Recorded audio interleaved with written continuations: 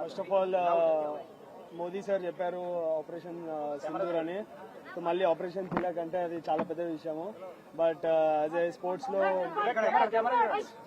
Sports లో just మాకనేది ఏంటంటే కంట్రీకి ఆడుతుంటే కంట్రీకి గెలిపేయాలని ఉంటుంది ఏ మ్యాచ్ అన్నా. So at the right moment right టైంలో ఆపర్చునిటీ వచ్చింది. So I'm feeling so great that I have done something for కంట్రీకి. ప్రెషర్ ఎలా ఫీల్ అయ్యారు మీరు? 20 రన్స్ కి 3 వికెట్లు పడిపోయినాయి ఇండియా. సో చేజింగ్ ఉంది దట్టు పాకిస్తాన్ మీద. సో చాలా ప్రెషర్ ఉంటుంది పాకిస్తాన్ మీద. అంటే బేసికల్ మనకి వాళ్ళకి ఒక దాయదులు కోర్ లాగా ఉంటుంది. సో ఆ సిచ్యువేషన్ లో మీరు బ్యాటింగ్ కి వెళ్ళారు, ఎలా అనిపించింది? నా మైండ్ లో ఆ సిచ్యువేషన్ లో నేను జస్ట్ కంట్రీకి రిప్రజెంట్ చేస్తున్నట్టు మైండ్ లో ఊహించుకున్నాను. సో ఐఎమ్ యాక్చువల్లీ కంట్రీకి ఇండియాకి ఆడుతున్నాను. సో ఆ టైంలో నేను కూడా ప్రెషర్ లో ఉంటే 3 వికెట్స్ పడిపోయినాయి. సో అక్కడ నేను ప్రెషర్ లో ఉంటే ఐఎమ్ నాట్ ఓన్లీ అంటే నేను ఒక్కడిని కాకుండా దేశాన్ని మొత్తం కింద పెడుతున్నట్టు అనిపిస్తుంది. సో ఆ టైంలో నేను అదే ఉంచుకున్నాను, దేశాన్ని ముందు తీసుకుని ఈ టైంలో నేను స్టెప్ ఇన్ చేయాలి. లేదంటే మొత్తం హోల్ కంట్రీ వినో పాకిస్తాన్ హౌ హార్డ్ అంటే వాళ్ళు ఎంత గట్టిగా వస్తున్నారు మన మీద అని.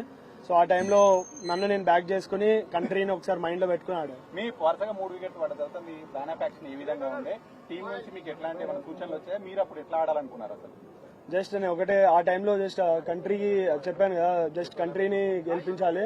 కంట్రీని ఊహించుకుంటేనే ఆ సిచ్యువేషన్ వాళ్ళు హార్డ్ వచ్చారు నా మీద, పాకిస్తాన్ వాళ్ళు చాలా హార్డ్ వచ్చారు. బట్ ఆ టైంలో నేను కామ్గా ఉన్నా. జస్ట్ గెలిపిస్తే ఎవ్రీథింగ్ విల్ బి ఓకే, అంటే గెలిపిస్తే అన్ని సెట్ అయిపోతాయి. సో మైండ్ లో ఒకటే ఉండే, just I want to win my country. So మొదటి నుంచి కూడా మ్యాచ్ లో పాకిస్తాన్ ప్లేయర్స్ మన ఇండియా ప్లేయర్స్ ని కామెంట్ చేస్తూనే ఉన్నారు, ఆడియన్స్ కావచ్చు. అందులో దీనికి సంబంధించి ఏం చెప్తారు? ఈ మ్యాచ్ ద్వారా సమాధానం అనుకోవచ్చా స్లెడ్జింగ్ పైన? అఫ్ కోర్స్ పాకిస్తాన్ అంటే ఈ మన ఆపరేషన్ సింధూర్ తర్వాత ఇంకా చాలా హార్డ్గా వచ్చారు వాళ్ళు మా మీద. మేము ఆడేది game, it's just a sport. So ఆ టైంలో ఎమోషన్స్ తీసుకుని ఆడితే స్పోర్ట్ ఆడలేము. సో ఆ టైంలో నేను కామ్గా ఉండి ఐఎమ్ సో పేషెన్స్ చాలా అన్నారు, చాలా విధంగా చాలా చెప్పారు. బట్ కెమెరా ముందు అవన్నీ నేను ఇప్పుడు చెప్పలేను. బట్ ఆ టైంలో నేను కామ్గా ఉండి రిజర్వ్ ఉండి ఐ నో ఓన్లీ బ్యాట్ తోనే మనం గెలిపిస్తే ఎవ్రీథింగ్ విల్ బి అంతా ఇంకా కామ్గా అయిపోతారు వాళ్ళు.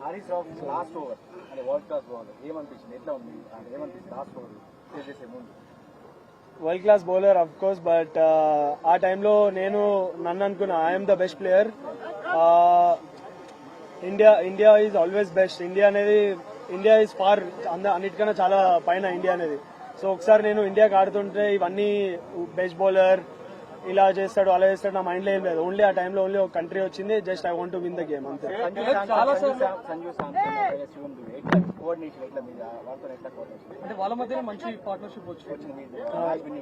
ఆ టైంలో నేను చెప్పా ఏమైనా ప్రెషర్ ఉంటే నేను అబ్జర్వ్ చేసుకుంటాను. బట్ మీరు ఒక ఎండ్ నుంచి జస్ట్ స్ట్రైక్ రొటేట్ చేయండి, నెక్స్ట్ వేరే ఎండ్ లో ఏం ప్రెషర్ లేకుండా నేను క్యారీ చేస్తాను వికెట్ ని అని చెప్పి సంజుని చెప్పాను. సంజు కూడా చాలా క్యామియో చాలా ఇంపార్టెంట్ ఆ టీమ్ కి ఆ టైంలో. నెక్స్ట్ దూబే వచ్చాడు. దూబే వాజ్ స్లైట్లీ కొద్దిగా ప్రెషర్ లో ఉండే స్టార్టింగ్ లో, తర్వాత ఇన్నింగ్స్ చాలా బాగా బిల్డ్ చేశాడు. సో దట్ హెల్ప్ నాకు పర్సనలీగా యాజ్ ఎ పార్ట్నర్షిప్ హెల్ప్ అయింది, also for the country.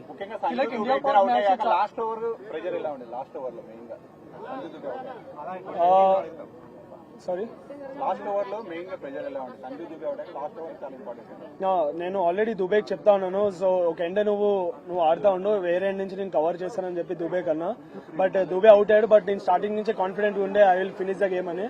So ya by God grace I have done it. India Pak match ఇదేం కొత్త కాదు, చాలా సార్లు మనం వైరల్ చూసాం.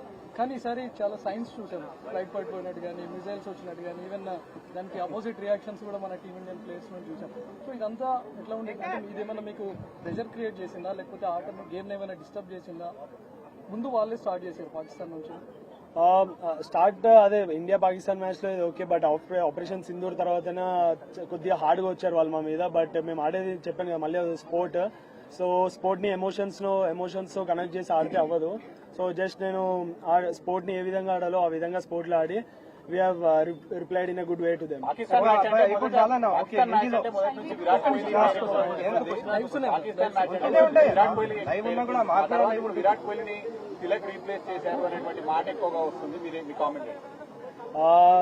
ఫస్ట్ ఆఫ్ ఆల్ నాకు చాలా హ్యాపీగా ఉంటుంది. సచ్ ఏ లెజెండ్ విరాట్ భాయ్ అనేది is an global star. So చిన్నప్పటి నుంచి నాకు కూడా కాదు చాలా ఇండియాకి ఇన్స్పైర్ చేశారు. సో అట్లాంటి మంచితో నన్ను పోలిస్తారంటే ఇట్స్ నాకు చాలా ప్రౌడ్.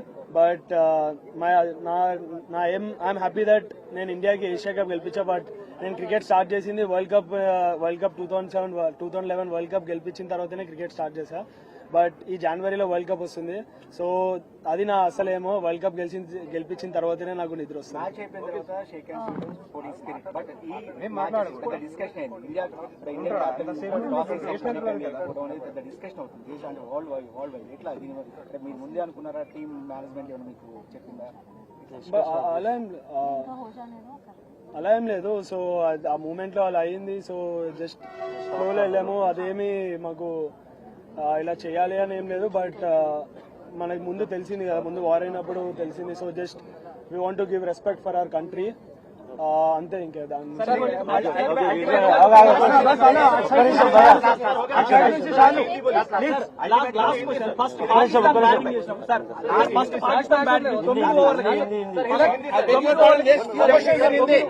పాకిస్తాన్ ఫస్ట్ బ్యాటింగ్ చేసినప్పుడు 9 ఓవర్లకి భారీ స్కోర్ చేసింది. సో అదే సిచ్యువేషన్ కొనసాగితే దాదాపు 170, 180 వెళ్తాది అనుకున్న సమయంలో మన ఇండియన్ బౌలర్స్ కావచ్చు కట్టడి చేశారు. స్ట్రాటజీ ఎట్లా అవలంబించారు, ఏమనుకున్నారు? 9 ఓవర్స్ వాళ్ళు భారీ స్కోర్ చేశారు కదా, అదే టెంపో కంటిన్యూ అయితే 180 దాకా వెళ్ళేది. సో తక్కువ చేశారు కదా, దానికి సంబంధించి ఎట్లా స్ట్రాటజీ చేశారు? అందరికీ తెలిసిందే India one of the best bowling attacks. So టైంలో అవుతుంది, వాళ్ళు స్ట్రాటజీ ప్లానింగ్ అన్ని చేసే వస్తారు. సో ఫస్ట్ 2 గేమ్స్ ఓడిపోయారు. సో థర్డ్ గేమ్ అంటే వీ నో దట్ వాళ్ళు చాలా హార్డ్గా వస్తారు మా మీదని మేము ఎక్స్పెక్ట్ చేసాం. సో తర్వాత అండర్ ప్రెషర్ లో కామ్ ఉండడం, దట్స్ మేము టీంలో అదే డిస్కస్ చేసాం. గౌతీ సార్ కానీ సూర్య కానీ అందరూ గ్యాదర్ అయ్యి, సో అండర్ ప్రెషర్ కామ్ ఉండడమే ఇది ఇంపార్టెంట్. సో మా బేసిక్స్ మేము బ్యాక్ చేసుకున్నాం and we have executed well.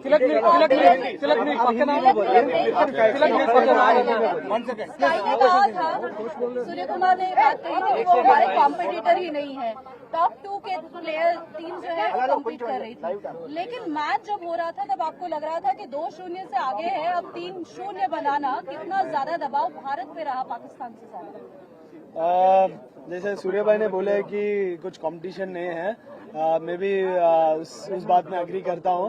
मगर as a sport we know, मतलब हमेशा प्लान चेंज करते रहते हैं, हार्ड आते हैं. जैसे बोला है हमें कि हर मैच में स्ट्रैटेजी चेंज होगा, वो लोग भी प्रिपेयर होके आएंगे. तो हम लोग एक्सपेक्ट किए थे.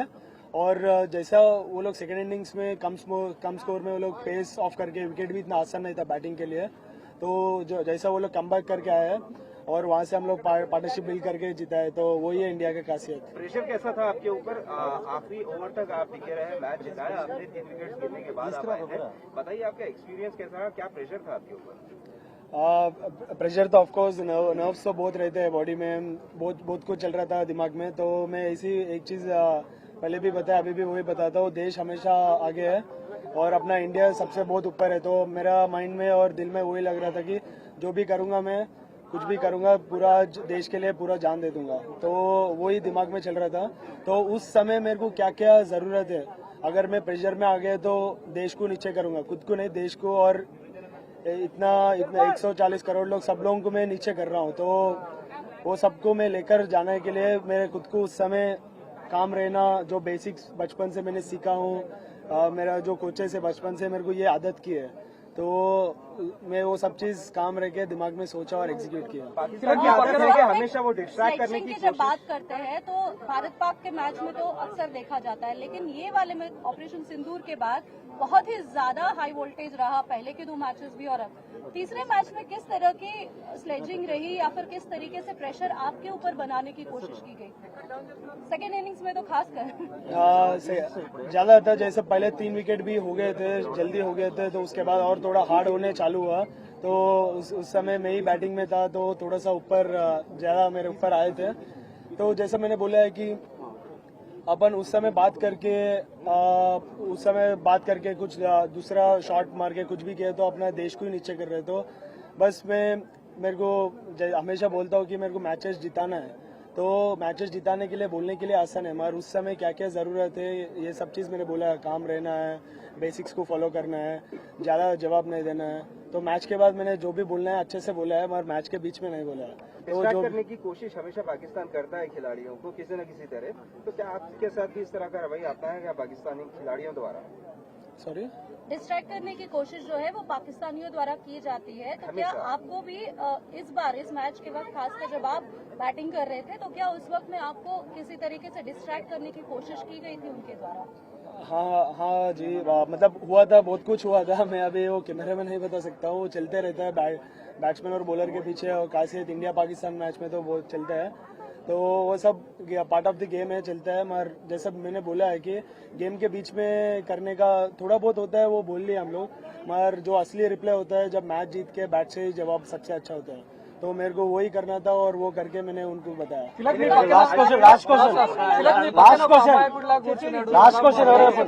సో కోచ్ గురించి ఏం చెప్తారు? మీ పక్కన అసలు ఆయన చూస్తే తిలక్ ప్రతిసారి మిమ్మల్ని ముందు నుంచి నడిపిస్తా ఉన్నాడు. ఆల్మోస్ట్ క్రికెట్ బేసిక్స్ నుంచి ఇక్కడ స్టార్ట్ చేశారు. సో సలాం గురించి చెప్పాలంటే మీరు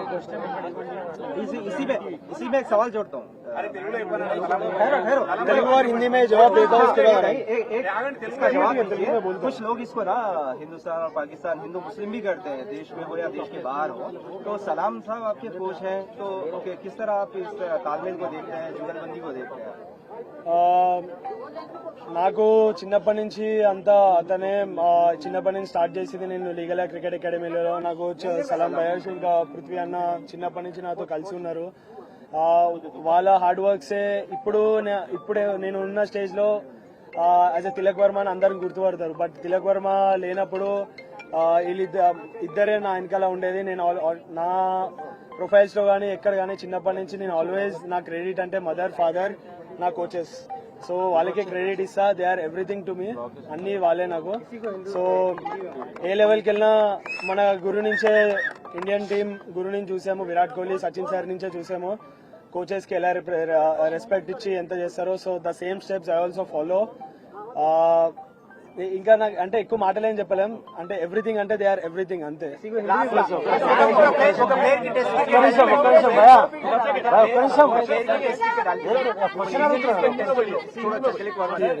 आराम से एक कदम कर दो।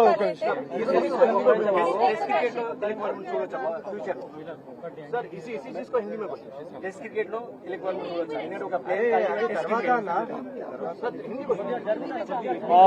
मैं ये चीज बोला, बचपन से स्टार्ट करे तब से जैसा अभी मेरा नाम है, सब लोग जानते हैं तिलक वर्मा है बोल के। जब जो तिलक वर्मा कुछ नहीं था, जब बचपन से मैंने स्टार्ट किया है, मेरे कोचेस ही मेरे साथ में है, बचपन से मेरे साथ है। सलाम भाई सर और पृथ्वी भाई भी मेरे साथ हमेशा बचपन से है। और मैंने स्टार्ट किया लीगल क्रिकेट एकेडमी में, इधर ही स्टार्ट किया। और हमेशा मेरा जब भी मुझे अप्स एंड डाउन्स गेम में तो आते रहते हैं, तो मेरे को जैसा है कि मेरे को हमेशा कॉन्फिडेंस आता है। जब भी मैं इधर प्रैक्टिस के लिए आता हूँ, वही मेरे को कॉन्फिडेंस आता है खुद ब खुद। जैसा मैं ये मट्टी में आऊंगा तो कॉन्फिडेंस मेरे को हमेशा आता है। तो जैसा मैं एक ही चीज बोल सकते हैं इन दोनों के लिए कि मेरे लिए ये दोनों सब कुछ है और सब चीज की है। और मैं special thanks to Hyderabad cricket association and BCCI for giving me this opportunity. What is Tilak Verma's opinion on Tilak Verma's innings? What is Tilak Verma's opinion on Tilak Verma's innings? Is this your best ever performance? Hindi या English? Hindi English दोनों में बोल दीजिए. I think I would rate this one of the best innings, and with this I could also rate one more innings which I played before in Chennai against England.